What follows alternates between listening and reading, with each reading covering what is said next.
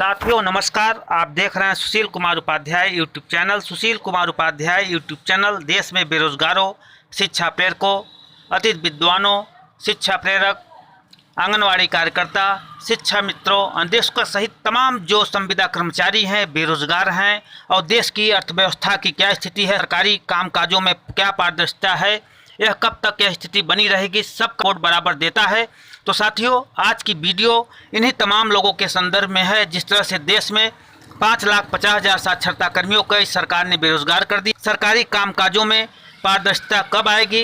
देश के जो तमाम संविदा कर्मचारी हैं, चाहे शिक्षा मित्र हों, चाहे आंगनवाड़ी कार्यकर्ता हों, चाहे अनुदेशक हों, इनका शोषण कब बंद होगा, इन सब पर आज की विशेष रिपोर्ट है। तो साथियों इस वीडियो पर बने रहें, इस वीडियो को पूरा देखें, नहीं आप भावनाओं में खो जाएंगे।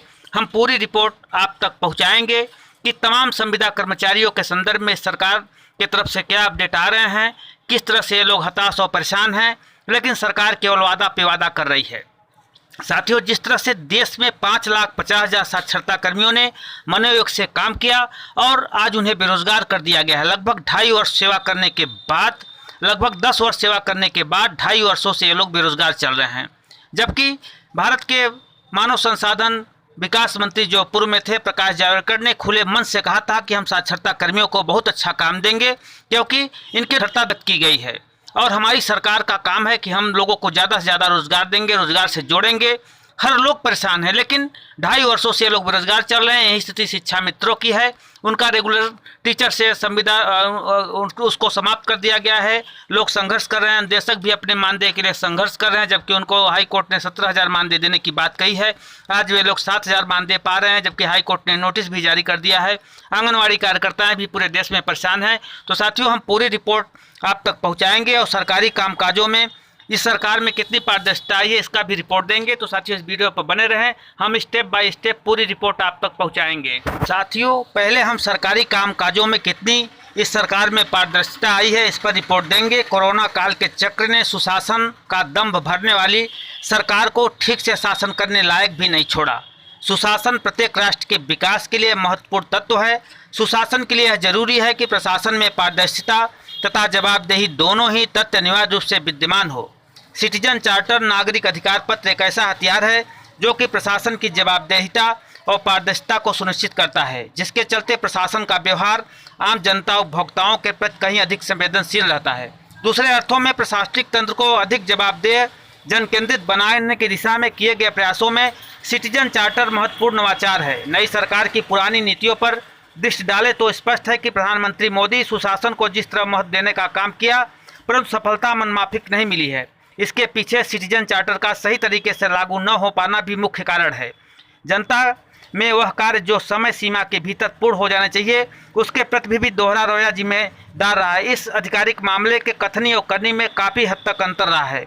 देश भर में विभिन्न सेवाओं के लिए सिटीजन चार्टर लागू करने के मामले में अगस्त 2018 में सुप्रीम कोर्ट में याचिका सुनवाई करने से ही इनकार कर दिया था। शीर्ष अदालत का तर्क था कि संसद की इसे लागू करने के निर्देश दे सकते हैं। इस मामले को लेकर न्यायालय ने याचिकाकर्ता के लिए बोला कि वह सरकार के लिए पास जाए, जबकि सरकारों का हाल यह है कि इस मामले में सफल नहीं हो पा रही है। उत्तर प्रदेश के सरकार बनने के बाद मुख्यमंत्री योगी आदित्यनाथ ने सिटीजन चार्टर को कड़ाई से लागू करेंगे, परंतु स्थिति संतोषजनक नहीं है। भारत में आर्थिक विकास के क्षेत्र में उल्लेखनीय प्रगति हुई, साथ ही साक्षरता दर में पर्याप्त वृद्धि और लोगों के अधिकार के प्रति जागरूकता आई है। नागरिक अपने अधिकार के प्रति अधिक मुखर हुए तथा प्रशासन को जवाबदेह बनाने में अपनी भूमिका सुनिश्चित की। अंतर्राष्ट्रीय परिदृश्य में देखें तो विश्व का नागरिक पत्र के संबंध में पहला अभिनव 1991 में ब्रिटेन में किया गया था, जिसकी गुणवत्ता, विकल्प, मापदंड, मूल्य, जवाबदेही और पारदर्शिता मुख्य सिद्धांत निहित है। चूँकि सुशासन एक लोक की प्रिय प्रवृत्ति अवधारणा है, ऐसे में शासन और प्रशासन यह जिम्मेदारी बनती है कि जनता मजबूती के हर संभव प्रयास करे, साथ ही व्यवस्था को पारदर्शी और जवाबदेही के साथ साथ मूल्यपरक बनाए रखें। इस तर्ज पर ऑस्ट्रेलिया सेवा चार्टर 1997, बेल्जियम 1992, कनाडा 1995, जबकि भारत में यह 1997 तत्कालीन प्रधानमंत्री अटल बिहारी वाजपेयी की अध्यक्षता में मुख्यमंत्रियों के सम्मेलन के मूर्त रूप देने का कार्य किया गया था। लेकिन तमाम प्रयासों के बाद भी कोरोना काल के चक्र ने सुशासन के दम भरने वाली सरकार को ठीक से शासन करने लायक भी नहीं छोड़ा। सुशासन प्रत्येक राष्ट्र के विकास के लिए महत्वपूर्ण तत्व है। सुशासन के लिए यह जरूरी है कि प्रशासन ने पारदर्शिता तथा जवाबदेही दोनों ही तत्व अनिवार्य रूप से विद्यमान हो। लेकिन तमाम चीज़ें इस सरकार में विद्यमानता नहीं दिखाई पड़ी। हम प्रदेश और देश में काम करने वाले 5,50,000 साक्षरता कर्मियों को, जिन्होंने काफ़ी मनोयोग से कार्य किया और सरकार ने इनको तमाम तरह के कार्य सौंपा, जिनको इन्होंने सफलतापूर्वक किया, लेकिन सरकार इनको 31 मार्च 2018 को निकाल दिया, जबकि साक्षरता के क्षेत्र में इनके द्वारा अच्छी प्रगति की गई थी। अब इन सरकारों से कौन पूछेगा कि देश में आप रोजगार देने की बात कहे थे, आप एक झटके में देश के 5.5 लाख साक्षरता कर्मियों को बाहर का रास्ता दिखा दिया। ऐसी स्थिति शिक्षा मित्रों के भी संदर्भ में है। सरकार जब उत्तर प्रदेश में आई थी तो उन्होंने कहा था कि हम शिक्षा मित्रों की समस्या 3 महीने में सुलझा देंगे, लेकिन आज तक उनका मामला वैसे ही क्या लटका हुआ है और 10,000 मानदेय पे काम कर रहे हैं। ये स्थिति उन देशकों की है। उन देशकों के संदर्भ में हाई कोर्ट ने उनको 17,000 मानदेय देने की बात कही थी, लेकिन आज तक वो 7,000 मानदेय पे काम कर रहे हैं और हाई कोर्ट ने अब इस पे एक्शन लिया है। देखिए अब आने वाले समय में क्या उन देशक को 17,000 का मानदेय मिलता है। हम आंगनवाड़ियों की बात करते हैं, देश में लगभग 70 लाख से ज़्यादा आंगनवाड़ियाँ हैं। हम उत्तर प्रदेश की बात करते हैं, जहाँ यहाँ पर योगी आदित्यनाथ की सरकार आई थी तो उन्होंने कहा था कि हमारी सरकार बनने पर हम आंगनवाड़ियों को सम्मानजनक मानदेय वृद्धि करेंगे। तमाम प्रयासों के बाद, तमाम संघर्ष के बाद इनके द्वारा आंगनवाड़ियों का 2,000 रुपये का मानदेय देने की बात कही गई थी कि हम आपका मानदेय 10,000 करेंगे, लेकिन कुल मिला के 1,500 रुपये का इनका मानदेय बढ़ाया गया, लेकिन प्रोत्साहन राशि के रूप में इसको कर दी गई। आज तक किसी भी आंगनवाड़ियों को नसीब नहीं हुआ है। तो यही कामकाज है, यही सरकारी कामकाज में पारदर्शिता कब आएगी, कब भ्रष्टाचार से मुक्त होगी, कब तमाम जो लोग हैं जो परेशान हैं इनको रोजी रोजगार मिलेगा। ऐसे यदि स्थिति रही तो आने वाले समय में देश की स्थिति और भयावह होगी। हम पूरी रिपोर्ट आप तक बताएंगे, जहां पर सर्विस फर्स्ट अभाव में व्यवस्था कुछ हद तक आशातीत नहीं रही है भारत सरकार द्वारा। इसे लेकर एक वेबसाइट भी तैयार की गई है, जिसका प्रशासनिक सुधार और लोक शिकायत विभाग द्वारा 31 मार्च 2002 को लॉन्च की गई। तो ऐसे सुशासन को निर्धारित करने वाले तत्वों में राजनीतिक उत्तरदायित्व सबसे कम है। यही राजनीतिक उत्तरदायित्व सिटीजन चार्टर को भी नियम संगत लागू करने के प्रति जिम्मेदार और सुशासन के निर्धारक तत्व, मसलन नौकरशाही की जवाबदेहिता, मानव अधिकारों का संरक्षण, सरकार और सिविल सेवा सोसाइटी के मध्य सहयोग, कानून शासन आदि तभी लागू हो पाएंगे जब प्रशासन और जनता के अंतर संबंध पारदर्शी और संवेदनशील होंगे।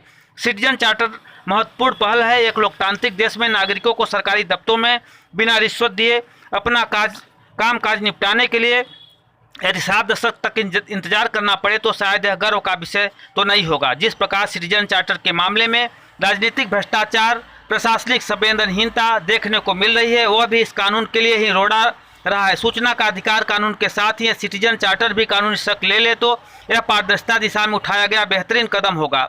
सुशासन की दृष्टि से सफल दृष्टिकोण करार दिया जाएगा। जिन राज्यों में पहले से सिटीजन चार्टर कानून अस्तित्व में आया है वहाँ कोई नई तरीके में अड़चन नहीं देखी जाती है। प्रशासनिक सुधार और लोक शिकायत विभाग ने नागरिक चार्टर का आंतरिक एवं बाहरी मूल्यांकन अधिक प्रभावी, परिणामपरक और वास्तविक तरीके से करने के लिए मानवीकृत मॉडल हेतु पेशेवर एजेंसी को नियुक्त दशकों पहले किया था। इस एजेंसी ने केंद्र सरकार के 5 संगठनों आंध्र प्रदेश, महाराष्ट्र और उत्तर प्रदेश राज्य में सरकारों को दर्जनक अधिक विभागों में चार्टर कानून का मूल्यांकन भी किया। तो रिपोर्ट में तमाम लोगों का स्थिति अच्छी नहीं रही है। हम पूरी रिपोर्ट दिखाएंगे और तमाम तथ्यों पर भी प्रकाश डालेंगे। तो साथियों इस वीडियो पर बने रहें और अंत तक देखें, तभी पूरे कार्यक्रम की रूपरेखा आपको समझ में आएगी। साथियों, प्रधानमंत्री नरेंद्र मोदी की पुरानी सरकार का कहना था सबका साथ सबका विकास की अवधारणा से युक्त थी, तभी भी सिटीजन चार्टर को लेकर समस्याएं कम नहीं है। उल्लेखनीय है कि भारत में नागरिक चार्टर की पहल 1997 में की गई, जो कि कई समस्याओं का कारण बाधा बनी रहे। अनुभव यह बताते हैं कि इसकी कमियां भी बहुत कुछ सिखा रही है, जिन्हें देशों से एक सतत प्रक्रिया के तौर पर अपना लिया है।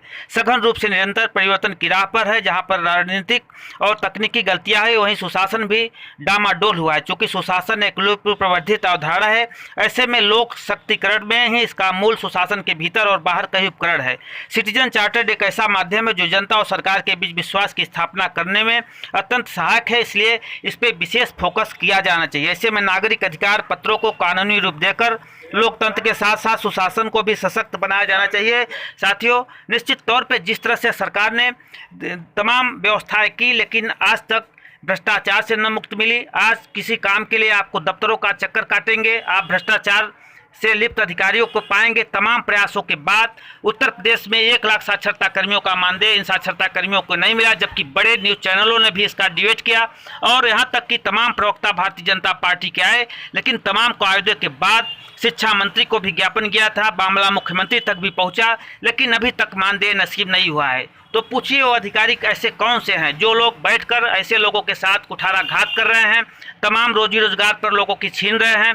इस तरह का कैसे नियम बना रहे हैं कि तमाम लाखों लोग बेरोजगार हो। तो सरकार को चाहिए इन तमाम चीज़ों पर सघनतापूर्वक निरीक्षण करे और जो अधिकारी दोषी हैं उनको दंडित करे, जिससे भविष्य में इस तरह की पुनरावृत्ति न हो और देश के सरकारी कामकाजों में पारदर्शिता है, जिससे देश एक बार पुनः विश्व गुरु बने। लेकिन तमाम प्रयासों के बाद यह सरकार भी एक प्रकार से कुछ नहीं कर पाई है। अब देखने का विषय है कि आने वाले समय में अब सरकार क्या निर्णय लेती है। धन्यवाद, नमस्कार।